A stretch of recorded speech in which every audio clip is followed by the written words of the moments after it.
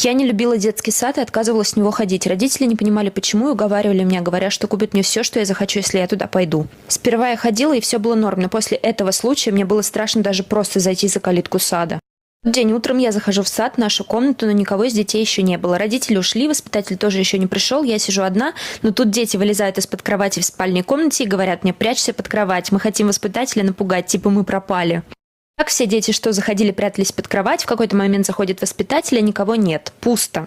Она ищет детей, не понимает, куда все пропали, и как только она заходит в спальную комнату, мы все выскакиваем с дикими криками и несемся на нее. Воспитателя это очень взбесило, и она решила нас наказать. А именно загнать нас всех в маленькое помещение ванной комнаты и закрыть на ключ. И так она нас туда загнала, закрыла и не выпускала минут 20. Там было очень тесно, дети стали беситься и швырять полотенца, обливать друг друга водой, а мне вдруг стало очень плохо. Я присела у стены, тряслась от страха, молилась, чтобы нас скорее выпустили. Меня никто не замечал. В какой-то момент я потеряла сознание, как воспитатель